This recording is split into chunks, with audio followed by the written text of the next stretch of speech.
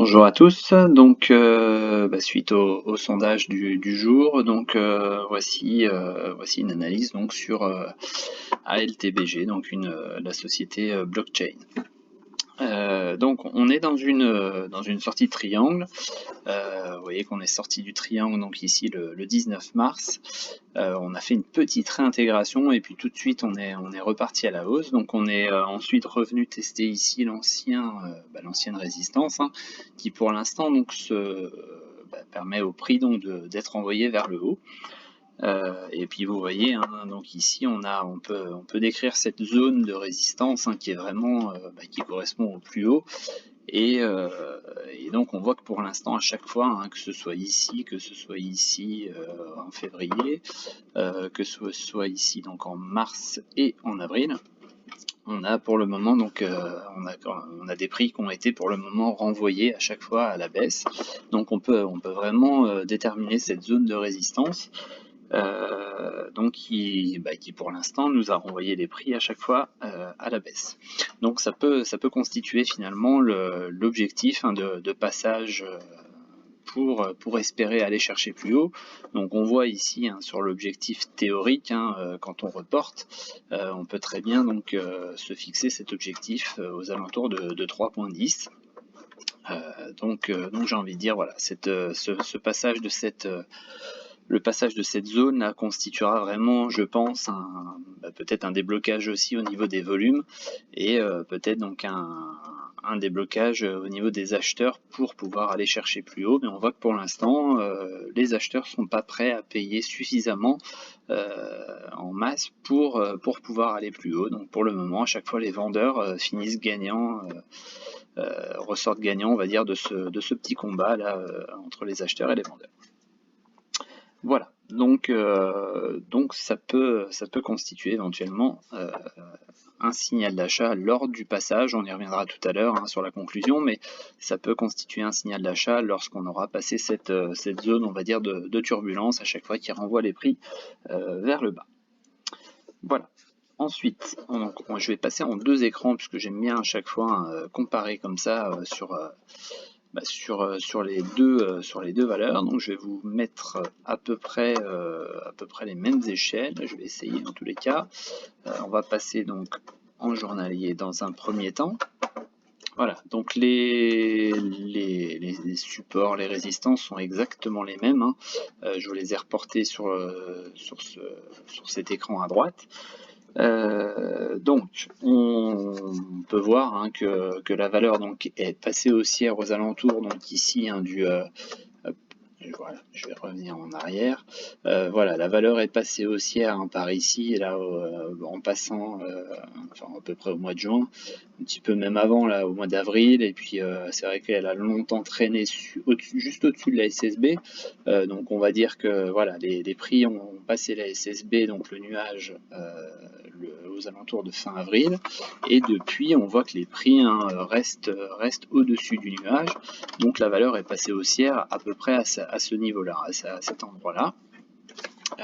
Donc on voit que pour l'instant, à chaque fois, hein, que ce soit la Kijun par ici, que ce soit le nuage par ici ou la SSB par là, à chaque fois les prix ont été renvoyés à la hausse. Et on voit, hein, je vais vous agrandir, voilà, on voit qu'en ce moment, il y a un niveau d'hésitation, hein, c'est-à-dire que là le nuage en fait s'aplatit et on voit dans le même temps, on voit que les prix pour le moment, donc effectivement, ne cèdent pas à la baisse, la SSB, mais ont du mal à vraiment renvoyer, à vraiment prendre de l'amplitude à la hausse, hein. Vous voyez qu'ici, on a pris une petite hausse, mais ça s'est d'ailleurs pas forcément confirmé puisqu'on est revenu retester ici.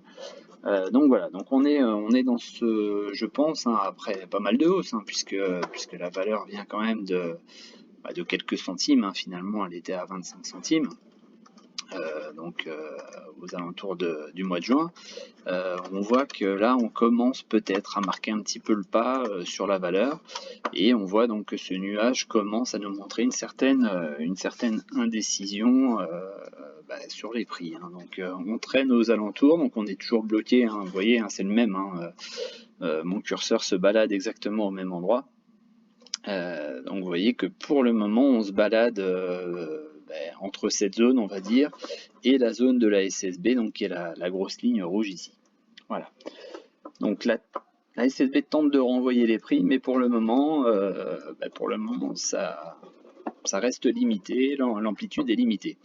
Point qui peut paraître, qui peut être noté comme négatif, c'est, vous voyez ici, la Kijun en vert, qui est en train, qui a cassé la SSB ici, et qui est en train de rentrer dans le nuage alors que les prix sont au-dessus. Donc elle rentre aussi, pour le moment, on va dire, c'est pas forcément très très grave, mais c'est quand même à noter, dans le sens où elle latéralise un petit peu. Vous voyez qu'elle a très peu d'amplitude là depuis le 15 janvier. On oscille, on va dire, entre 1,98 et 2,09. Voilà, donc elle latéralise un petit peu, elle montre bien que ce mouvement, on va dire, d'incertitude, ce mouvement, on va dire, qui marque un peu le pas, est donc bien caractérisé aussi par cette SSB, par cette Kijun, qui finalement aussi dans un range de à peine 20 centimes, quoi. Voilà. Mais là, le petit élément qui est marquant, qu'il faut quand même retenir, c'est pas dramatique, mais il faut quand même le retenir, c'est donc la Kijun qui traverse la SSB, qui passe sous la SSB. Donc ça, c'est peut-être un premier signal d'alerte. Voilà. Ensuite, on va passer en UT 4 heures.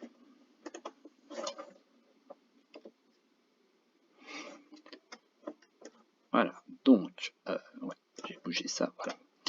En UT 4 heures, donc, on voit que depuis le 18 mars, à peu près, donc ici, on avait voilà, des prix qui passaient tantôt au-dessus, tantôt en dessous du nuage et de la SSB, et là c'est vrai que depuis donc le 18 mars ici, donc on a franchi à la hausse, entre le 17 et le 18, on a franchi à la hausse en UT 4 heures, on a cassé par la même, ici c'est exactement le même endroit, on a cassé donc la résistance oblique du triangle, et donc vous voyez que pour l'instant on reste positionné au-dessus du nuage. Ce nuage est d'ailleurs en train de, voilà, il s'est orienté à la hausse, il est en train de monter en escalier. Donc on voit ici dans une première salle, on va dire, on est revenu tester la SSB et puis la SSA, enfin le nuage tout simplement. Ce nuage pour l'instant a tenu.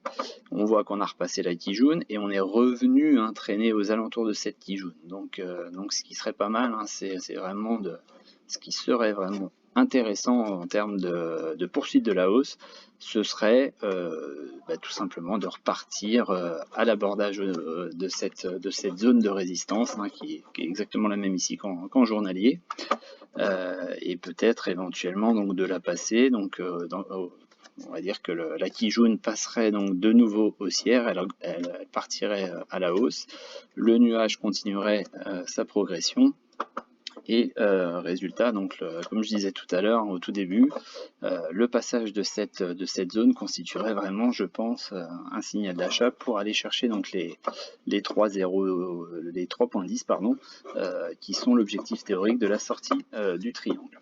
Voilà.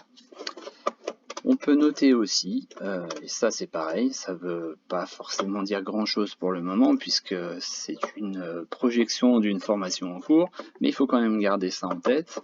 On est éventuellement, vous voyez ici, sur un double top, c'est-à-dire que là on aurait affaire à un M avec une ligne de coup aux alentours donc, de 1,96 par ici.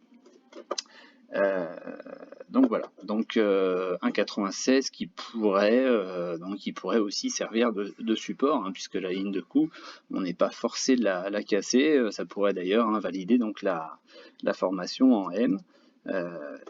Donc voilà, je préfère vous détailler tout ça, faut garder ça en tête également. Avant ça, donc vous voyez, on a quand même ici maintenant donc normalement le support oblique qui est par ici. On a la SSB, on a le nuage, on a la Kijun, donc il y a quand même quelques supports qui sont positionnés, on va dire avant d'arriver ici sur les 1,96, 1,97. Voilà.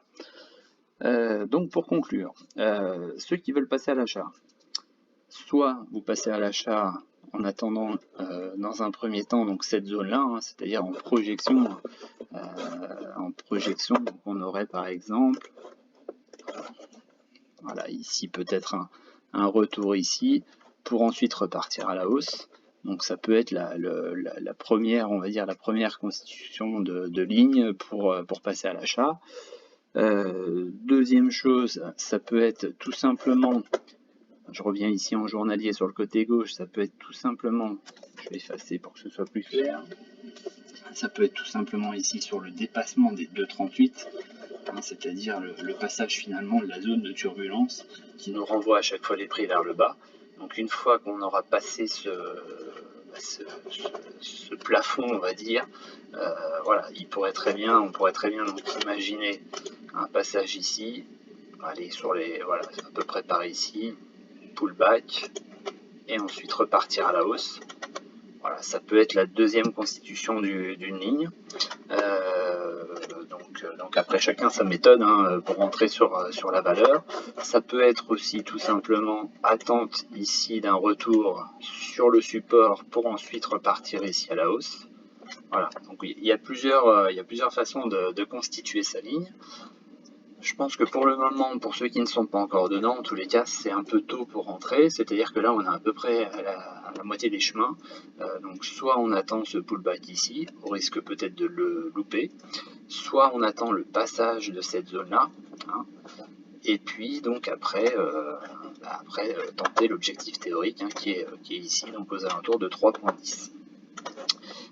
Au niveau donc du stop. C'est pareil, chacun sa méthode. Moi, c'est vrai que j'aime bien utiliser donc les zones de support horizontaux.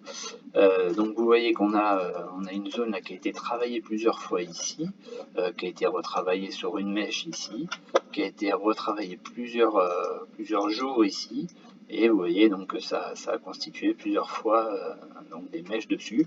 Donc voilà, je pars du principe que c'est à peu près le dernier plus bas. C'est pareil ici, on n'était pas loin du dernier plus bas. Donc pourquoi pas hein, positionner son stop juste en dessous pour accepter éventuellement une perte. Donc on a 2,21. C'est vrai que si on positionne son stop aux alentours de entre 1,85 et 1,90, ça fait quand même une perte assez limitée, sachant que, comme je disais tout à l'heure, on a quand même pas mal de supports avant. On a le support oblique ici, on a la SSB en UT4 heures, on a ici l'autre support en vert oblique qui date quand même maintenant depuis le mois de novembre. Voilà, donc ça fait quand même beaucoup de choses hein, qui pourraient nous renvoyer les prix à la hausse avant de penser au scénario le pire, c'est-à-dire d'aller se faire stopper juste en dessous donc du support ici à 1,91. Voilà, donc j'espère que l'analyse a été assez complète pour vous, et puis je vous souhaite un bon trade dessus si vous décidez de rentrer dessus. Et puis si vous êtes déjà dessus, j'espère que la plus-value sera bonne pour vous. Voilà, bonne journée à tous.